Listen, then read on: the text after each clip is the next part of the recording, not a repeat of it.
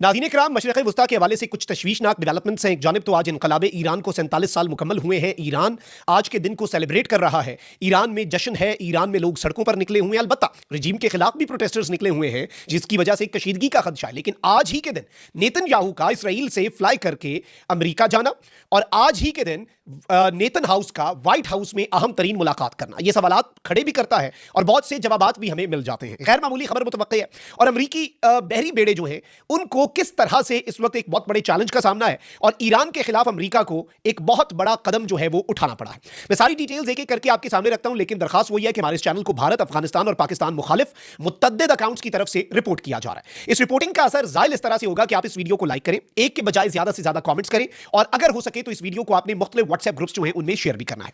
नाज़रीन किराम, सबसे पहले तुर्की की अनदोलू न्यूज एजेंसी है वो ये रिपोर्ट कर रही है कि Netanyahu meets senior US negotiators on Iran ahead of Trump talks. Netanyahu ने मुलाकात किनसे की है? अमेरिका के उन नेगोशिएटर से जिन्होंने ओमान में इस ईरान के वफ्द से मुलाकात की थी। उसमें कौन कौन थे? उसमें अमेरिका के नुमाइंदा खुसूसी स्टीव विटकॉफ थे और डोनाल्ड ट्रंप के दामाद जैरेड कुशनर, जिनके वाले से कहा जाता है कि he has very good terms with Israel and that is the reason he was in the talks with Iran. और उसके बाद आपको याद होगा कि ओमान में होने वाली टॉक्स के पहले राउंड के चंद घंटे में ईरान के तेल खरीदने वाली और लेकर जाने वाली शैडो फ्लीट पर अमेरिका ने सैंक्शंस लगाई।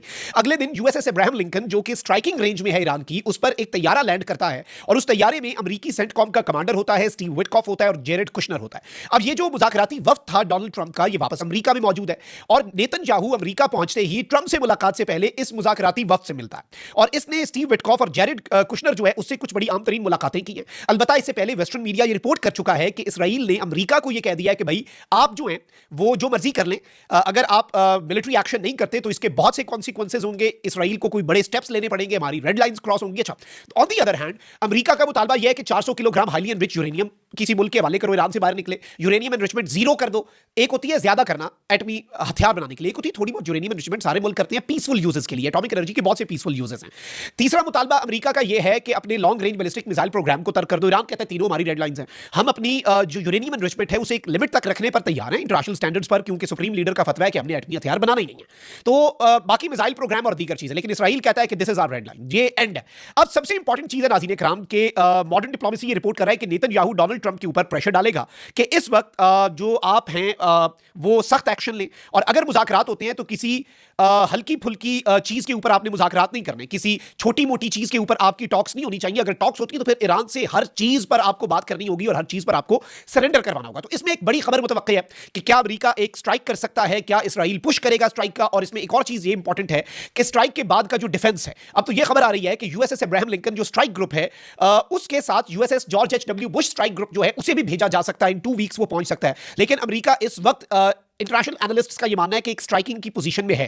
Third defence system, patriot missile defence system basis पर लग चुका है, एंटी ड्रोन लेजर गन्स लग चुकी हैं, पूरा निजाम अमेरिका ने बना दिया है अटैक का और ईरान की रिटेलिएशन से बचने का। फिर जॉर्डन के अंदर जो अमेरिका का बेस है वहां पर बड़े पैमाने पर थर्ड डिफेंस सिस्टम लगाया गया। क्यों?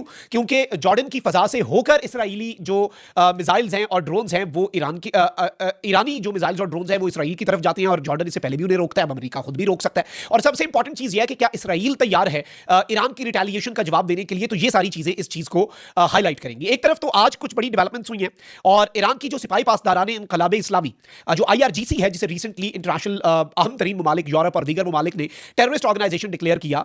ये ईरान की आईआरजीसी ने अपनी इनकलाब की 47वीं सालगिरह के मौके पर एक बयान जारी किया। अब इस बयान की भी इंपॉर्टेंस बढ़ जाती है। एक तरफ नेतन्याहू इसी इनकलाब की सालगिरह पर ट्रंप से मिल रहा है, आपको लगता है एक दिन पहले एक दिन बाद नहीं मिल सकता था, इसकी सिंबॉलिक इंपॉर्टेंस मैसिव, बड़ी खबर इसीलिए कह रहे हैं हम कि मुतवक्किया कोई बड़ी अनाउंसमेंट हो सकती है और ईरान। फिर इसके साथ ही साथ सिपाही पासदारान इनकलाब ने जारी बयान में कहा है कि दुश्मनों की हालिया साजिशों और जंगी मंसूबों की नाकामी को ईरान की दिफाई ताकत, अवामी बसीरत और कौमी वहदत की रोशन अलामत करार देते हैं। इन्होंने कहा है कि जी गुज़श्ता 47 सालों के दौरान ईरान और ईरानी कौम के खिलाफ दुश्मनों को पै दर पै शिकस्तों का सामना करना पड़ा। बयान में 12 रोजा जंग और दहशतगर्दी का हवाला देते हुए कहा गया कि इन साजिशों का मकसद ईरान को कमजोर करना और मुल्क को तकसीम करना था, ताहम ये तमाम मंसूबे नाकाम हुए और आलमी इस्तकबार की बेबसी नुमायां होगी।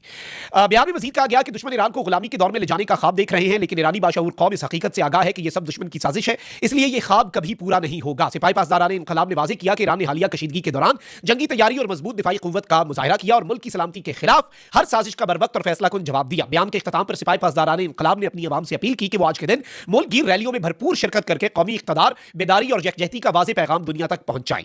अच्छा, फिर इसके साथ ही साथ डोनाल्ड ट्रंप ने भी एक स्टेटमेंट दे दी है बिफोर मीटिंग नेतन्याहू। अमेरिकी सदर डोनाल्ड ट्रंप ने मुज़ाकरात की नाकामी की सूरत में ईरान के खिलाफ फौजी कार्रवाई के लिए खित्ते में एक और बहरी बेड़ा तैनात करने से खबरदार कर दिया। ट्रंप ने अभी स्टेटमेंट दिया, मैंने कल रात के व्लॉग में बता दिया था कि यूएसएस जॉर्ज डब्ल्यू बुश आ सकता है, एक और बहरी बेड़ा। ये यूएस प्रेसिडेंट्स के नाम पे होते हैं इनके बहरी स्ट्राइक ग्रुप्स। अमेरिकी मीडिया को दिए गए इंटरव्यू में ट्रंप ने कहा कि अमेरिका और ईरान के दरमियान मुज़ाकरात का दूसरा दौर आइंदा हफ्ते मुतवक्की है, लेकिन इसमें यह अब पॉसिबिलिटी है कि नेतन्याहू अमेरिका को कहे कि ये मुतालबात नहीं माने जाते तो मुज़ाकरात नाकाम, और वो मुतालबात अमलन प्रैक्टिकली ईरान के लिए ऑलमोस्ट इंपॉसिबल है क्योंकि ईरान उन्हें सरेंडर समझता है। सदर ट्रंप ने कहा कि इस बार संजीदगी से बातचीत कर रहा हूं क्योंकि इसे अमेरिकी फौजी ताकत का, इसलिए इस बार ईरान संजीदगी से बात कर रहा है क्योंकि उसे अमेरिकी फौजी ताकत का अंदाजा हो चुका है, इसलिए वो हमसे मुआहदा करना चाहते हैं। ट्रंप ने जून में ईरानी जौहरी तंजीमात पर हमले का हवाला देते हुए कहा कि माजी में ईरान ने बातचीत को संजीदगी से नहीं लिया और खुद पर हद से ज्यादा एतमाद का मुजाहिरा किया, जिसके बाद उन्होंने नताइज का सामना किया। हम इस बार मुज़ाकरात बिल्कुल मुख्तलिफ नौयत के हैं। अमेरिकी सदर ने खबरदार किया कि अगर ईरान के साथ मुज़ाकरात नाकाम हुए तो मशरिक़ वस्ता में फौजी कार्रवाई की तैयारी के लिए एक और बहरी बेड़ा तैनात कर सकते हैं। ट्रंप ने यह भी कहा कि ईरान के साथ मुआहदा तय ना पाया तो अमेरिका को इस दफा पहले से भी ज्यादा इंतहाई सख्त इक़दाम उठाने पड़ेंगे। सारे वही इशारे। अब जो अमेरिका करने जा रहा है पहला स्टेप ईरान पर प्रेशर बढ़ाने के लिए, और ये शायद अब अमेरिका के बहरी बेड़ा जो है उसे भी बहुत से चैलेंजेस है, यू नो दैट।